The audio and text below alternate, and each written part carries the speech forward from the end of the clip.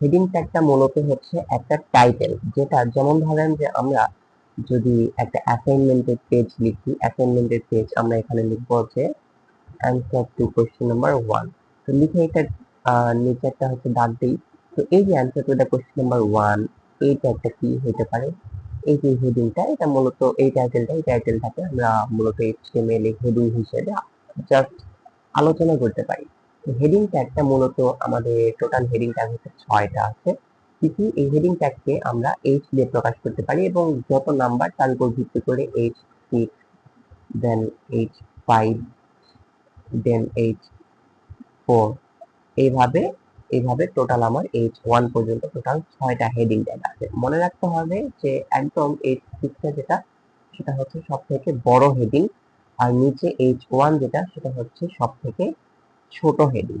তো আমরা এটার একটু হাতে কলমে যদি দেখতে চাই কোডিং এ, চলেন আমরা ভিজুয়াল স্টুডিওতে আমরা নরমালি কোডগুলো করব। তো এটার জন্য কি কি করতে হবে এটা ভালো মতো একটু খেয়াল রাখবেন। এখানে হচ্ছে আমরা সবার আগে ভিজুয়াল স্টুডিও কোডে এন্ট্রি নিব, ওপেন করব ভিজুয়াল স্টুডিও কোড। তারপরে আপনি এই এই জায়গায় যাবেন, জাস্ট ফাইলের এখানে একটা ক্লিক করবেন। ক্লিক করার পরে ওপেন ফোল্ডারে যাবেন। ওপেন ফোল্ডারে ক্লিক করার পরে ডাউনলোডসে যাবেন, অথবা যে লোকেশনে আপনি আপনার ফাইলটা সেভ করতে চাচ্ছেন সেখানে যাবেন। যেমন আমি ডাউন ডকুমেন্টস গেলাম। তো এই জায়গায় আমি একটা ফোল্ডার ক্রিয়েট করে নিব।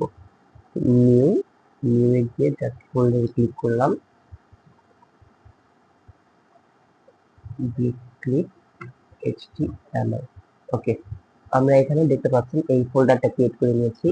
এই ফোল্ডারে জাস্ট ক্লিক করে সিলেক্ট ফোল্ডার করব, তাহলে দেখবেন যে আমাদের ভিজুয়াল স্টুডিও কোডে একটা ফোল্ডার ক্রিয়েট হয়ে গেছে, HTML। তো আমরা এই ফোল্ডারের ভেতরে প্রত্যেকটা HTML এর ফাইলগুলো রান করে করে দেখব। তো এর জন্য শুরুতে আপনারা একটা কাজ করে নেবেন। এই যে জায়গায় দেখবেন যে এই যে জায়গায় লেখা আছে এক্সটেনশন, এক্সটেনশনে ক্লিক করবেন। এক্সটেনশনে ক্লিক করার পরে জাস্ট এখানে সার্চ করবেন লাইভ সার্ভার, লাইভ সার্ভার লিখে সার্চ করবেন। তো অলরেডি এখানে দেখতে পাচ্ছেন যে লাইভ সার্ভার, এখানে লেখা আছে লাইভ প্রিভিউ। তো লাইভ প্রিভিউ যাবেন। হ্যাঁ, তো আপনারা লাইভ প্রিভিউ যাওয়ার পরে এরকম নীল একটা আইকন দেখতে পাবেন। এটা আমার এখানে অলরেডি ইনস্টল করা আছে, এই জন্য এখানে আমার দেখাচ্ছে আর ইনস্টলের অপশন। তো আপনারা এটা একটু ইনস্টল করে নেবেন, তাহলে আপনারা ইনস্ট্যান্ট দেখতে পাবেন একটা ওয়েবসাইট আপনি কি কাজ করতেছেন। ঠিক আছে, আমাদের যেহেতু এটা ইনস্টল দেওয়া আছে সেক্ষেত্রে আমাদের আর কোনো কাজ নেই। আমরা এটা হচ্ছে ব্যাক করব। আমরা এখানে গেলাম, যার পরে দেখেন আমাদের জিপ ক্লিপ, আমরা জাস্ট এখানে কি কি করব, এই জায়গায় দেখেন ফাইল আইকনে গিয়ে প্লাস আইকনে গিয়ে নিউ ফাইল যেখানে আছে এখানে একটা ফাইল ক্রিয়েট করব। যেমন ধরেন যে আজকে আমাদের প্রথম কাজ, সেই ক্ষেত্রে আমরা first class dot HTML document type দিয়ে এন্টার করবেন, তাহলে দেখবেন যে আমার এই জায়গাতে একটা এইচটিএমএল এর ফাইল ক্রিয়েট হয়ে গেছে। এখন আমার মূল যে ফাইল স্ট্রাকচারটা নিয়ে আসতে হবে। তো আমি জাস্ট এখানে একটা এক্সক্লেমেটরি সাইন দিয়ে এন্টার করব, তাহলে দেখবেন যে আমাদের এইচটিএমএল এর পুরো ফরম্যাটটা চলে আসবে এখানে, পুরো বয়লার প্লেট কোড, মানে বেসিক কোড যে আমরা নরমালি বয়লার প্লেট কোড বলে থাকি। তো এখন দেখেন যে এখানে কয়েকটা কাজ আমি একটু বলে দিই। এখানে লেখা আছে ডক টাইপ এইচটিএমএল, প্রথম লাইনে ডক টাইপ এইচটিএমএল মানে আমরা যে ফাইলটা বানিয়েছি সেই ফাইলটার ডকুমেন্ট টাইপ হচ্ছে এইচটিএমএল। পরবর্তীতে এখানে লেখা আছে এইচটিএমএল ল্যাং ইএন, মানে এখানে হচ্ছে ইংলিশ ল্যাঙ্গুয়েজ সাপোর্টেড একটা ফাইল এটা। এছাড়াও দেখতে পাবেন যে এখানে আমাদের লেখা আছে হেড, হেড একটা পোর্শন আছে। তারপরে আমি যদি আলাদা করে দিই বডি একটা পোর্শন আছে। তো হেডের ভিতরে কি কি আছে, মেটা টার্সেট UTF-8, এর কারণ এই লাইনের মানেটা কি অলরেডি আমরা দেখেছি, ক্যারেক্টার সেট UTF-8। এছাড়া লেখা আছে মেটা নেম ভিউপোর্ট, ভিউপোর্টের কাজ কি আমরা জানি, ডকুমেন্টের কাজ কি এটাও আমরা জানি। তো আমরা জাস্ট ডকুমেন্ট হিসেবে জাস্ট নিউ ট্যাব, এটা নরমালি আমি আপনাদেরকে মনে রাখতে বলবো ট্যাবের নাম হিসেবে, এটা মনে রাখবেন এটা একটি ট্যাব। তো এই ট্যাবের আপনি নাম দিবেন ইচ্ছা মতো। আমি জাস্ট লিখলাম যে মাই মাই ট্যাব লিখে নাম দিলাম। এখন এটাকে যদি আমি রান করতে চাই, এতটুকুই, কি হচ্ছে না হচ্ছে এটা দেখার জন্য আপনারা যেটা করবেন, এই কোডের যে কোনো একটা পজিশনে কার্সর রেখে ডান পাশে একটা ক্লিক করবেন। ক্লিক করার পরে এই যে শো প্রিভিউ লেখা আছে, শো প্রিভিউ এ ক্লিক করবেন। শো প্রিভিউ ক্লিক করলে দেখবেন যে এই জায়গায় আমাদের একটা এইচটিএমএল এর যে প্রিভিউ সাইটটা খুলে যাবে, ওপেন হয়ে যাবে। এখন আপনি এখানে যা যা কাজ করবেন সব এই পাশে ভিজুয়াল হিসেবে দেখতে পাবেন। তো দেখেন এখানে আমার টাইটেলে কি লেখা আছে, মাই ট্যাব। যদি আমি এখানে অন্য কিছু দিই, মাই ট্যাব 1 যদি লিখি, তাহলে দেখবেন যে আমার এখানে মাই ট্যাব 1 চলে এসেছে।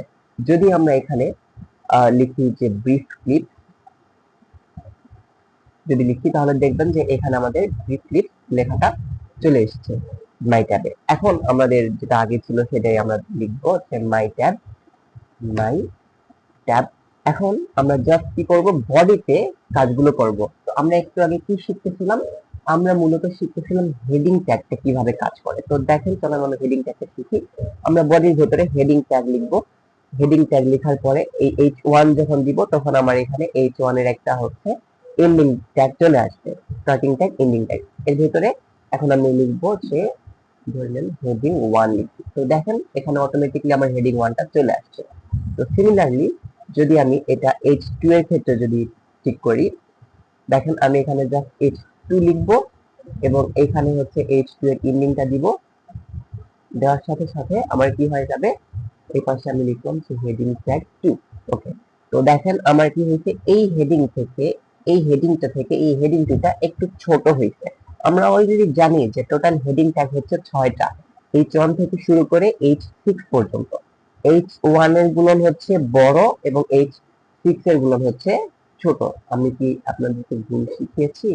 একটু কাইন্ডলি কারেকশন করে নেবেন, এখানে একটু কারেকশনের দরকার আছে।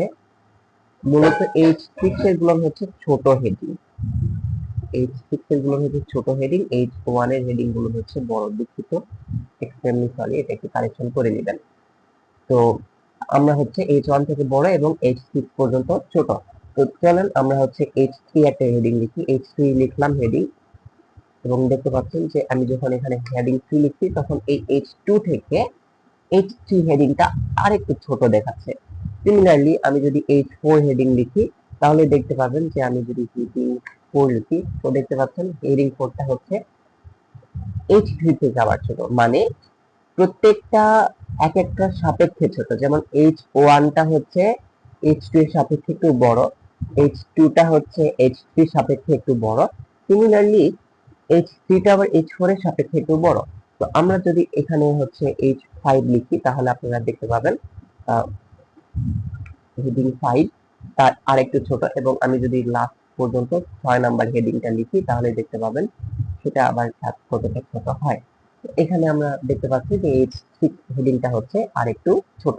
তো আমরা এটাকে একটু বোঝানোর জন্য দেখেন আমরা কমেন্ট ব্যবহার করব। কমেন্ট কিভাবে ব্যবহার করতে হয় এটা বুঝাচ্ছি। প্রথমে আপনারা একটা অ্যাঙ্গুলার ব্র্যাকেট নেবেন, নেওয়ার পরে একটা এক্সক্লেমেটরি সাইন দিবেন, দুইটা হাইফেন দিবেন। তাহলে এখানে যেটা আসবে, এই দুইটা হাইফেনের ভেতরে আপনি যা কিছু লিখবেন সেটা কমেন্ট হিসেবে থাকবে, এবং এটা আসলে আপনার মূল ওয়েব পেজে কোনো ধরনের এক্সট্রা কোনো কিছু লিখে দিবে না, আসলে মানে এটা ভিউ হবে না। তো আমরা এটা লিখতেছি যে যেহেতু শিখতেছি হেডিং ট্যাগ, আমরা এখানে হেডিং ট্যাগ হিসেবে কমেন্ট দিলাম, এবং এই 6টা হচ্ছে আমাদের হেডিং ট্যাগ। তো আমরা হেডিং ট্যাগ সম্পর্কে জেনেছি। পরবর্তী ভিডিও দেখার জন্য আমন্ত্রণ রইল।